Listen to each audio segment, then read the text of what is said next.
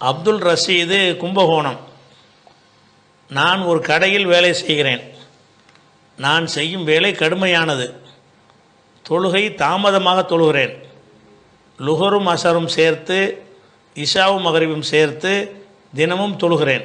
அந்த தொழுகை ஏற்றுக்கொள்ளப்படுமான்னு கேட்குறார். அதாவது இவர் ஒரு இடத்துல வேலை செய்கிறாரு. வேலை செய்யும்போது 5 நேரத்துக்கு அவங்க தொழுகிறதுக்கு இடைவெளி கொடுக்க மாட்டாங்க.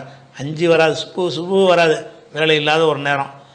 லுஹர் அசர் மகரிப் இஷா அந்த 4மே வந்து வேலை ஒர்க்கிங் டைமாக இருக்கிறது. சுபுவை பொறுத்த வரைக்கும் அவருடைய சுதந்திரமான நேரத்தில் தொழுதுக்குருவார். லுஹர் அசரை பொறுத்த வரைக்கும், மகரிப் இஷாவை பொறுத்த வரைக்கும் ஒரு கடையில் வேலை செய்கிறவருக்கு அது வேலை நேரமாக இருக்கும்.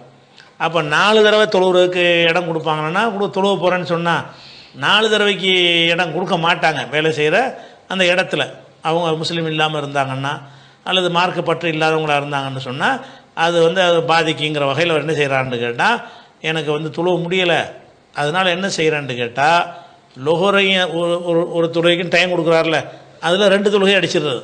லொஹரை தொழுதுட்டு வர்றேன்னு சொல்லிட்டு லொஹரை அசரையும் தொழுதுடுறது. மகரிப் நேரத்தில் போய் மகரிப் இஷாவையும் தொழுதுடுறது. அப்போ நான் வந்து 2 லொஹரை அசரையும் சேர்த்து தொழுதுக்கிறேன். லொஹர் நேரத்தில் அசர் நேரத்துலையோ மகரிப் இஷாவையும் சேர்த்து நான் தொழுதுக்கிறேன். இப்படி செய்யலாமான்னு கேட்குறாரு. பொதுவாக வந்து அந்த 2 தொழுகைகளை சேர்த்து தொழுதல் இருக்குல்ல, அது வந்து பிரயாணத்துக்கு மட்டும் உள்ள சலுகை என்று தான் அதிகமான மக்கள் வழங்கி வைத்திருக்கிறார்கள். பிரயாணம் வெளியூருக்கு போகிறோன்னு வைங்களேன், வெளியூருக்கு போகிறோம்னு சொன்னால் லுஹர் அசரை சேர்த்து தொழுதுக்கலாம், மகரிப் இஷாவை சேர்த்து தொழுதுக்கலாம், ஒரு வக்திலே 2 தொழுகை தொழுவலாம், இது பிரயாணத்துக்கு மட்டும் உள்ள சலுகை என்று விளங்கி வைத்திருக்கிறார்கள். ஆனால் ஹதீஸ்களை பார்க்கும் பொழுது பிரயாணம் இல்லாமல் சொந்த ஊர்லேயும் கூட சில சந்தர்ப்பங்களில் அந்த சந்தர்ப்பங்கள் நமக்கு சொல்லப்படவில்லை, சில சந்தர்ப்பங்களில் தான் நடந்திருக்கிறது. சில சந்தர்ப்பங்களில் வந்து நம்ம 2 தொழுகைகளையும் சேர்த்து தொழுதுக்கிறலாம், பிரயாணமாக இல்லாமல் இருந்தால் தொழுதுக்கிறலாம் என்பதற்கு ஹதீஸ் இருக்கிறது. எப்படி ஹதீஸ் இருக்குதுன்னு கேட்டால், இப்னு அப்பாஸ் அறிவிக்கிறாங்க, முஸ்லீமில் வரக்கூடிய ஹதீஸ், ஜமா ரசூலுல்லாஹி ஸல்லல்லாஹு அலைஹி வஸல்லம் பைனல் லுஹரி வல் அஸ்ரி, லுஹர் அசரையும் உல் மகரிபி உல் இஷாயி, மகரிப் இஷாவையும் ரசூலுல்லாஹ் ஜம்மு செய்து சேர்த்து தொழுதார்கள். பில் மதீனத்தி, மதீனாவில், பிரயாணத்தில் இல்லைன்னு அர்த்தம். மதீனாவில்னா சொந்த ஊரில் லுஹர் அசரையும் மகரிப் இஷாவையும் சேர்த்து தொழுதார்கள். இப்படி சேர்த்து தொழுகிறது வந்து ஃபி கைரி ஹவுஃபின் உலா மத்தரின், ஒரு மழையின் காரணமாகவோ ஒரு அச்சத்தின் காரணமாகவோ அல்ல. ஒரு அச்சத்துக்கு தொழுதாங்க அப்படின்னு நீங்கள் எடுத்துக்கிறாங்க, சும்மா தொழுதாங்க, ஒரு அச்சமும் கிடையாது, மழையும் கிடையாது. மழை நேரத்தில்னா மழையின் காரணமாகன்னு சொல்லிட்டு போயிடலாம், மழைக்கெல்லாம் செய்யலையாம். ஊரில் மழையும் இல்லை, எதிரியுடைய பயமும் இல்லை, ஆர்டினரியான சாதாரண ஒரு நாளாக இருக்கிறது. அந்த நாளில் ரசூலுல்லாஹ் என்ன செய்கிறாங்கன்னா, லுஹரை அசரையும் சேர்த்து ஒரு நேரத்தை தொழுகிறாங்க, மகரிப் இஷாவையும் சேர்த்து ஒரு நேரத்தில் தொழுகிறாங்க. அப்போ லுஹர் அசரையும் சேர்த்து மகரிப் இஷாவையும் சேர்த்து எந்த ஒரு அச்சமும் பயமும் இல்லாத நிலையில் ஜமா ரசூலுல்லாஹி ஸல்லல்லாஹு அலைஹி வஸல்லம் பைனல் லுஹரி வல் அஸ்ரி, லுஹர் அசரையும் ஒல் மகரிபி ஒல் இஷாய், மகரிப் இஷாவையும் ஜம்மு செய்தார்கள். பில் மதீனத்தி, மதீனாவில் வைத்து ஜம்மு செய்தார்கள். ஃபி கைரி ஹவுஃபின், அச்சமற்ற நிலையில், ஒலா மத்தரின், மழை இல்லாத ஒரு நிலையில் அப்படி செய்தார்கள். மழையாக இருந்தால் இன்னும் பெற்று தாராளமாக செய்யலாம், மழை இல்லாட்டியே செய்யலாம்னா மழை பெய்யும் போது செய்யலாம், சாதாரணமாக செய்யலாம். இது இப்னு அப்பாஸ் அறிவிக்கக்கூடிய செய்தி வந்து முஸ்லீமில் இருக்கிறது.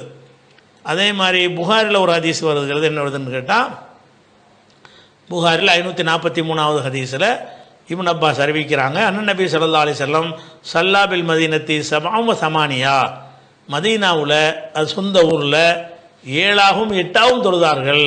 சபான்னா 7, 7ன்னா எது, மகரிப் இஷா 3 + 4 7, சமானி 8னா என்ன, லுஹர் அசர். அப்போ ரசூல் ஸல்லல்லாஹு அலைஹி வஸல்லம் அவர்கள் 7 ரக்காத்துகளையும் தொழுதிருக்கிறார்கள், 8ம் தொழுதிருக்கிறார்கள். 7 என்பது மகரிப் 3 இஷா 4, சுருக்கி சொல்ல முடியாதுல்ல, 2 ஆக்குறது பிரயாணத்துக்கு தான், ஜம்மு செய்கிறது உள்ளூரில் செஞ்சுக்கலாம். அப்போ ரசூல் ஸல்லல்லாஹு அலைஹி வஸல்லம் அவர்கள் ஸல்லா பில் மதீனத்தி சபஅ வ ஸமானியன் அல் லுஹர வல் அஸ்ர வல் மகரிப வல் இஷா, லுஹர் அசர் மகரிப் இஷா ஆகிய தொழுகைகளை 7, 8 என்ற முறையில் தொழுதார்கள். அப்போ 8 முறையில் என்ன நடத்தினா, முதல் ஒரு 4, அப்புறம் ஒரு 4, முதல்ல லுஹரு, அப்புறம் அசரு, அப்புறம் ஒரு 3, அப்புறம் ஒரு 4, அது மகரிப் இஷா, இப்படி தொழுதிருக்கிறார்கள் அப்படின்னு சொன்ன உடனே இதில் வந்து இந்த ஹதீஸ் இவ்வளோ தான் வருது புகாரில். அப்போ அது அறிவிப்பாளர் ஒருத்தர் கேட்குறாரு, இது மழையின் காரணமாக தொழுதிருப்பார்களோ அப்படின்னு அடுத்த அறிவிப்பாளர்கிட்ட கேட்குறாரு. அவர் இருக்கலாம் அப்படிங்கிறார். இது ஹதீஸ் கிடையாது, இவங்களா பேசிக்கிற உரையாடல். ஹதீஸ் அவர் முடிஞ்சு போச்சு. அப்போ அந்த முஸ்லீமில் வரக்கூடிய ஹதீஸில் இப்னு அப்பாஸை சொல்லிடுறாரு, மழையும் கிடையாது பயமும் கிடையாதுன்ட்டார். அப்போ மழை பயம் இல்லாமல் நீங்கள் ஏதோ ஒரு தேவை ஏற்பட்டுச்சின்னு சொன்னால் நீங்கள் என்ன செஞ்சுக்கலாம், ரெண்டு தொழுகை சேர்த்து தொழலாம். எப்படி தொழணும்னா, ஒரு பாங்கு 2 இகாமத்து, முதல்ல லொஹரை தொழணும், அது இகாமத்து சொல்லிடணும். சலாம் கொடுத்த உடனே இடையில சுண்ணத்தெல்லாம் தொழுவாமல் அப்படியே ஜம்முண்ட சேர்க்கறது தானே, அப்படியே 300 இகாமத்து சொல்லி அப்படியே தொழுது கொள்ளலாம், உள்ளூரில் தொழுது கொள்ளலாம். எவ்வளோ நாளைக்கு தொழுவது அப்படி நம்ம ஹதீஸில் வரல, செஞ்சுருக்காங்கன்னு வருது. முடிஞ்ச அளவுக்கு உங்களுக்கு ஏழாத நேரத்தில் இது பயன்படுத்தி எப்பவும் செஞ்சீங்கன்னா அப்புறம் 3 வகுப்பு தொழுகைன்னு மாறிடும், அப்புறம் 5 வகுத்து இல்லாமல் போயிடும். அப்படி இல்லாத அளவுக்கு உங்களை மாதிரி சில நெருக்கடியான நேரத்தில் இருக்கிறவங்க இருப்பாங்க, சில வேலையில் உள்ளவங்க இருப்பாங்க. அந்த மாதிரி ஒரு நேரத்தில் இருந்தாங்கன்னு சொன்னால் சரி, ஒரு ரேஷன் கடையில் போய் நிற்பாங்க, க்யூ விட்டு வந்தோம்னா போயிடும். அப்போ நான் நியத்து பண்ணிக்கிற வேண்டியது, நாம் லொஹரேசனையும் சேர்த்து அப்புறம் தொழுதுக்கிறேன் அப்படின்னா நீங்கள் தொழுதுக்கலாம். அப்படி உள்ளூர்லேயும் செஞ்சுக்கிடலாம், உங்கள் கலாவில் வராது, அது செய்யலாம். அதனால் அப்படி செய்யுங்க. அல்லது என்ன செய்யுங்கன்னு கேட்டால், இது வேறு மாதிரி நீங்கள் செய்யலாம். எப்படின்னு கேட்டால், லொஹருடைய கடைசி நேரம், அசருடைய ஆரம்ப நேரம் அப்படி கணக்கு பண்ணிக்கிட்டீங்கன்னா ஜம்முண்டு வராமல் அந்தந்த வக்தில் தொழுதுக்கலாம். ஒரு டைம் தானே, 2 தடவை உங்களுக்கு டயத்தை தொழுவுக்கு விட மாட்டாங்கன்னு தானே அந்த கேள்வி கேட்குறீங்க. அப்படி இருக்கும் என்று சொன்னால் ஒரு 3 மணிக்கு லொஹர் முடியுதுன்னு வைங்க. 3க்கு முடிஞ்சோடனே 2:50க்கு என்ன செய்யணும், நீங்கள் தொழுவுக்கு ஆரம்பித்து லொஹரை முடிச்சிடணும். லொஹரை முடிப்பீங்க, அசர் வக்து வந்துடும்.